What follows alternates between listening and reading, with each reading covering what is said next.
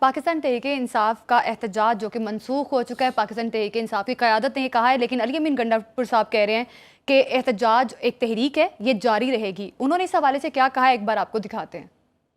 یہ کال خان صاحب نے دی اور خان صاحب نے اس اختیار سے دی کہ یہ دھرنا جاری رہے گا، اس وقت تک جاری رہے گا جب تک میں کال آف نہیں کروں گا۔ تو پہلی بات تو یہ ہے پورے پاکستان کی عوام کو کہ دھرنا جاری ہے۔ بخاری صاحب، علی بن گنڈا پور صاحب تو کہہ رہے ہیں دھرنا جاری ہے، پاکستان تحریک انصاف کی قیادت جو ہے کوئی کچھ کہہ رہا ہے، کوئی کچھ کہہ رہا ہے۔ اب جو ووٹر سپورٹر جو بیچارہ اتنا سفر کر کے واپس اپنے گھروں کو آئے ہیں، اب ان کا کیا قصور ہے؟ کیا لگتا ہے وہ دوبارہ ٹرسٹ کریں گے؟ ایک شعر بھی مجھے یاد آیا ہے، وہ بھی میں سنا دوں کہ پاکستان تحریک انصاف کی قیادت جو اپنے ووٹر سپورٹر کے ساتھ کر رہی ہے نا، وہ بالکل کسی قیمت بھی قابل قبول نہیں ہے۔ آپ اجازت دیں تو میں شعر سنا دوں؟ جی پلیز پلیز پلیز۔ وہ ایک شعر ہے، نہ دین نہ ایمان کون لوگ ہو تم، کبھی کسی طرف ہو کبھی کسی طرف۔ اب اس کے بعد اب جواب مجھے دیں کہ یہ کچھ مزید ویسے اصولی طور پر اس کے بعد بعد کچھ ایڈ کرنے کی ضرورت نہیں ہے۔ آپ you have said a lot, but ایک تو یہ آپ نے حالت دیکھی تھی ان کی جب یہ فرما رہے تھے وہ جی کہ ان کی باڈی لینگویج سے، ان کے لفظوں سے لگ رہا تھا کہ جھوٹ بول رہے ہیں۔ ایک تو یہ ہے کہ وہ پارٹیاں کبھی نہیں پنپتی جس کی لیڈرشپ اپنے ورکر سے بھی جھوٹ بولے۔ جی آپ سیاسی طور کے اوپر اونچ نیچ، کبھی بیان، کبھی واپس بیک ٹرن، یو ٹرن، یہ سب possible, but you can't lie to your family and to your supporters, to your workers. He is categorically lying. میں کیوں کہہ رہا ہوں یہ کہ ذرا جائزہ لیتے ہیں کہ کیا ہوا ہے۔ ایک تو آپ نے کہہ دیا کہ پارٹی کی لیڈرشپ نے وہ دھرنا کال آف کر دیا ہے، جی ٹھیک ہے، وہ کہہ رہے ہیں جاری ہے، پورے ملک میں جاری ہے، ٹھیک ہے، لیکن وہ کہتے ہیں نا کہ اس گھر کو آگ لگ گئی گھر کے چراغ سے۔ وہ شوکت یوسف سعید صاحب، ہم ان کی بہت عزت کرتے ہیں اس لیے کہ وہ ان کی بیک گراؤنڈ جرنلزم کی ہے، جرنلسٹ ہیں، جی، اس لیے وہ سچ ان کے منہ سے، کہتے ہیں نا سچ منہ سے نکل جاتا ہے، کوشش نہیں کرتا۔ انہوں نے ایسی تیسی کی ہے پارٹی کی، کل ایک انالیسس کیا، انہوں نے ایک تجزیہ کیا ہے۔ وہ یہ کہتے ہیں کہ ایک تو پوری پارٹی کی لیڈرشپ نے مایوس کیا ہے کیونکہ سین سے سارے غائب تھے۔ بالکل، بیرسٹر آپ گوہر، مجھے بیرسٹر بتائیں صاحب، اسد قیصر، عمر کوئی ایوب نظر کہاں نہیں تھا، آیا۔ بیرسٹر گوہر کہاں تھا، اسد قیصر کہاں تھا، علی احمد خان کہاں تھا، فلانا کہاں تھا، وہ جو سلمان اکرم راجہ صاحب جو اتراتے ہیں بہت زیادہ پارٹی میں، نیچی آنکھیں کر کے وہ دیکھتے ہیں، اوپر دیکھنے کی ان میں جسارت شیر نہیں افضل مروت جو کہ بڑی بڑی باتیں بھی کرتے رہے ہیں پچھلے دنوں میں وہیں میڈیا آ پہ رہا آ کے۔ ہوں۔ اور یہ لوگ کہاں تھے؟ Nobody was on the scene. That means the party itself disowned the whole activity which was going on in and around Islam Abad. ٹھیک ہے، یہ میں نہیں کہہ رہا، یہ انہوں نے کہا ہے، اور انہوں نے نام لے لے کے کہا ہے۔ انہوں نے کہا ہے کہ لیڈرشپ نے بہت مایوس کیا ہے، اور جب آفر کر دی گئی تھی ڈائیلاگ کی حکومت کی طرف سے تو اسے ایکسیپٹ کیوں نہیں کیا؟ میرے خیال سے یہ بہت ہی جینوئن سوالات ہیں۔ اس کے بعد جناب وہ کہتے ہیں نا کہ میں کیوں پیچھے رہوں، شیر افضل مروت صاحب بھی بول پڑے ہیں۔ ایک تو انہوں نے بھرکس نکال دیا گنڈا پور صاحب کے کلیم کا بھی، اور وہ جو چی گویرا ہیں، کیا نام بتایا تھا میں نے اس کا آپ کو، شیخ وقاص اکرم صاحب، ان کے کلیم کا سینکڑوں شہید ہو گئے۔ وہ کہہ رہے ہیں 12 افراد شہید ہوئے۔ Sher Afzal Marwat is a responsible person of the party, اچھا، 12 ہی از لوگ این ایکٹیو، وہ 12% کہہ رہا ہے، اور محسن نقوی اس کو بھی چیلنج کر رہے ہیں کہ لاؤ لاشیں، لائیں نام، لائیں پتے دیں کہاں جنازے ہوئے ہیں ان کے، ٹھیک ہے۔ تو مطلب کہنے کا یہ ہے کہ یہ اتنی بے عزتی اور تذلیل ہوئی ہے خود پارٹی کی لیڈرشپ کے ہاتھوں کہ کوئی دشمن اتنا نقصان نہیں پہنچا سکتا تھا جتنا پارٹی کے لیڈرز نے کل خود پہنچایا ہے، کیونکہ انڈیسیشن تھا، کہیں لگتا ہی پارٹی کی کوئی کمانڈ ہے۔ اور سپرلیٹو یہ ہے کہ خان صاحب فرما رہے ہیں کہ خدا کے لیے مذاکرات کے لیے سنگجانی چلے جائیں، اور مائی کہتی میں تو نہیں آ رہا۔ بالکل بخاری صاحب، پاکستان تحریک انصاف کا ورکر اس بار تو بہت ناراض ہوا ہے۔ بخاری صاحب، اب پاکستان تحریک انصاف کے کارکن کے ساتھ آپ کو نہیں لگتا سب سے زیادہ زیادتی تو ان کے ساتھ ہوئی ہے؟ اس پر تو آئیں گے۔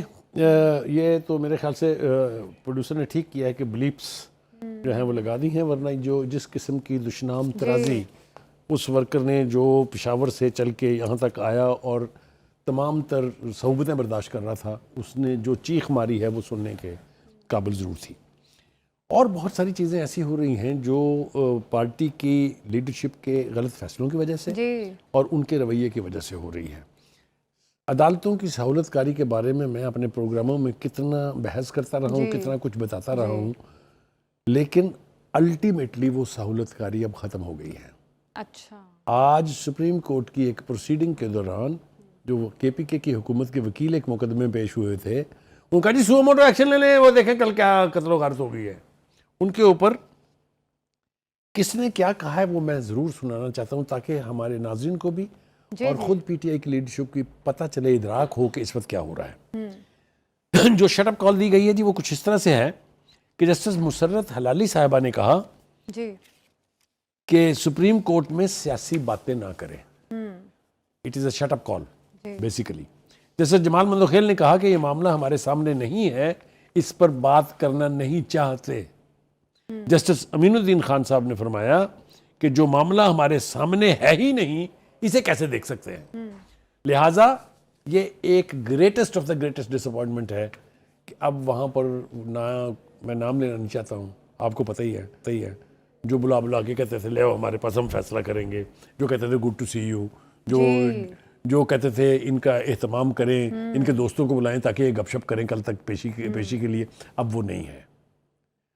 پشاور ہائی کورٹ میں بھی اسی طرح کا ریبیوک ان کو مل چکا ہے ایک. ٹھیک ہے, کہنے کا مطلب یہ ہے کہ یہ ایک بہت بڑا سیٹ بیک ہے کہ اب کسی قسم کی سہولت کاری آپ کی نہیں ہونی ہے, آپ کے فیصلے ہوں گے میرٹس پر. ٹھیک ہے جی, آگے چلتے ہیں جی. مولانا فضل الرحمان صاحب بول پڑے ہیں جی. انہوں نے کہا ہے کہ جناب دیکھیے پی ٹی آئی کے مظاہرین نے ڈی چوک جانے کا اعلان کیا اور اتنے بندوبست کے باوجود وہ وہاں پہنچ کیسے گئے, سوالیہ نشان ہے. The kind of arrangements were made, تو وہ کیسے پہنچ گئے. اب ان کو ہم نے کوشش کی ہے پروگرام میں بتانے کی کہ کہاں کیسے ان کو چھوٹ دی جاتی رہی, کیسے ان کو ریلیف دیا جاتا رہا اور کیسے وہ وہاں پہنچ گئے. لیکن جب وہ الٹیمیٹ ریڈ لائن کراس کرنے لگے تب ان کے خلاف گرینڈ آپریشن ہوا ہے. پھر وہ کہتے ہیں جی کہ ان کا موقف یہ ہے کہ اگر مذاکرات ہوں تو راستہ نکل ہی آتا ہے. لیکن بانی پی ٹی آئی اور اس کی پارٹی پچھلے 2 سال سے ڈینائل موڈ میں ہے, چوروں سے بات نہیں کریں گے, ڈاکوؤں سے بات نہیں کریں گے. ٹھیک ہے نا, بے پناہ آفرز ہوئی ان کو, زرداری صاحب نے کہا, بلاول بھٹو نے کہا, شہباز شریف صاحب نے کہا, مریم نواز نے, بہت سارے لوگوں نے کہا, لیکن انہوں نے ایک بھی مان کے نہیں دیا. ٹھیک ہے جی. اس کے بعد جناب جو سب سے بڑا نقصان ہوا ہے وہ ہوا ہے بشرا کا. ان کا جو وہ خواب تھا نا لیڈرشپ اٹین کرنے کا, وہ ہمیشہ کے لیے ٹوٹ گیا. اب میرا نہیں خیال کہ پارٹی کی وہ لیڈرشپ جن کی بات نہیں سنی انہوں نے, جن کو درخور اعتنا نہیں سمجھا انہوں نے, وہ اب ان کی قیادت میں ان کی قیادت پر تو پہلے ہی بہت بڑے سوالیہ نشان تھے. تو کیا آپ کریکٹیسائز کیا جا سکتا ہے کہ پاکستان تحریک انصاف سیاسی طور پہ مکمل طور پہ ناکام ہو چکی ہے؟ دیکھیے میں آپ کی بات کاٹ رہا ہوں, معافی چاہتا ہوں. میں یہ نہیں کہنا چاہتا سیاسی پارٹی نہیں بننی چاہیے, سیاسی پارٹی ختم نہیں ہونی چاہیے, سیاسی قوتوں کے یہ انجام نہیں ہونے چاہیے. لہٰذا ہم یہ کہیں گے کہ بہتر فیصلے کر کے پارٹی جو ہے وہ اپنی ریپوٹیشن بھی بچا سکتی تھی, اپنے لوگوں کا نقصان بھی بچا سکتی تھی اور اپنی عزت بھی بچا سکتی تھی. دیکھیے ان کے پاس کیا آپشنز ہیں. پارلیمنٹ میں وہ ایک بہت بڑی قوت ہے جی. باقی سیٹیں اگر نہ بھی ملیں تو 183 کے قریب تو ان کے ایم این ایز ہیں نا, اور لاہور میں 200 کے قریب ان کے ایم پی ایز ہیں, لاہور میں اور سندھ میں ملا کے اور بلوچستان میں. مجھے بتائیے اتنی بڑی پولیٹیکل قوت جو ہے وہ تو اسمبلیوں میں بیٹھ کے عذاب کر دے حکومت کے لیے. بالکل بخاری صاحب, یہ بالکل درست بات ہے. اب 2011 سے لے کر اب 2024 یعنی وہ بھی ختم ہونے والا ہے. اس سے پہلے پاکستان تحریک انصاف نے کئی احتجاج کیے ہیں, کئی دھرنے جلوس کیے ہیں.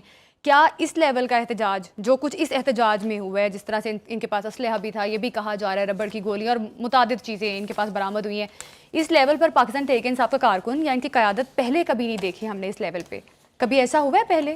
دیکھیے گزارش یہ ہے اتنا لو لیول پہ جا کے انہوں نے ہٹ کیا ہے. یہ ایک نئی اصطلاح بھی لے کے آئے ہیں, ایک نئی روش بھی لے کے آئے ہیں, ایک نیا انداز بھی لے کے آئے ہیں پالیٹکس میں. ایجیٹیشن کرو ایجیٹیشن کرو ایجیٹیشن کرو. یعنی آپ مجھے یہ بتائیے کہ 4.25 سال کا عرصہ جو حکومت کا ہے اس میں پرائم منسٹر نے جتنے جلسے کیے ہیں پوری پاکستان کی تاریخ میں کسی پرائم منسٹر نے اتنے نہیں کیے. جی ٹھیک ہے. لہذا نتیجہ کیا نکلا؟ ایک تو یہ کہ آپ اکنومیکلی کرپل ہو گئے, یعنی آپ نے آئی ایم ایف کے ساتھ جو سلوک کیا, ایک بڑی لمبی طویل بحث ہے, میں اس وقت کرنا نہیں چاہتا ہوں. آپ کی غلط پالیسیوں نے اکانومی کا بیڑا غرق کیا. آپ ایک پروجیکٹ نہیں لگا سکے گا, میگا پروجیکٹ کوئی ایک. یہاں تو چھوڑ دیں, یہاں تو 4.25 سال تھا, جہاں آپ 12 سال سے ہیں وہاں کیا کیا آپ نے؟ بالکل 2014 سے میرا تو خیال کہنے کا دھرنے کی مطلب یہ ہے کہ سیاست پاکستان تحریک انصاف کی شروع ہو گئی تھی. جب آپ ڈینائل موڈ میں ہوں گے, جب آپ کوئی کنسٹرکٹیو کام کرنے پر آمادہ نہیں ہوں گے, تو پھر اس کے نتائج جو ہیں وہ یہی نکلیں گے. بالکل. ٹھیک ہے جی. پرائم منسٹر صاحب بھی بول پڑے ہیں, وہ ہم اس وقت چونکہ وقت کی ہمارے پاس کمی ہے, بریک لینی ہے. لیکن ہم ضرور یہ بتا دیں کہ انہوں نے کہا کہ جی یہ پی ٹی آئی کا جو احتجاج تھا, نہ اس کی ٹائمنگ ٹھیک تھی, نہ اس کا انداز ٹھیک تھا, اور دوسری بات یہ کہ وہ کہتے ہیں کہ جب کبھی بھی پاکستان کے اوپر کوئی اچھا وقت آنے لگتا ہے, کوئی بڑی لیڈرشپ وزٹ کرنے لگتی ہے, ان کو احتجاج سوچتے ہیں. انہوں نے چائنا کے پریزیڈنٹ شی کی وزٹ جو 2014 میں دھرنا دیا تھا اس کا بھی ذکر کیا ہے. تو آل سیڈ اینڈ ڈن, پہلے بھی پاکستان تحریک انصاف کے کئی جلسے, کئی احتجاج بری طرح ناکام ہو چکے ہیں, اور ابھی جو ایک سیاسی حکمت عملی بنائی تھی پاکستان تحریک انصاف نے, وہ بھی کسی طریقے سے کام نہیں کرتی نظر آئی.